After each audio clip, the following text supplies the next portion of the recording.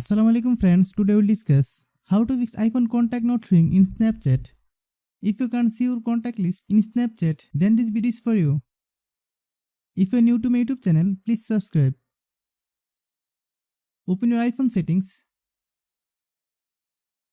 Now look for the Snapchat option from the app list. Click Snapchat. Then turn on Contacts option. If you like the video, please share with your friends.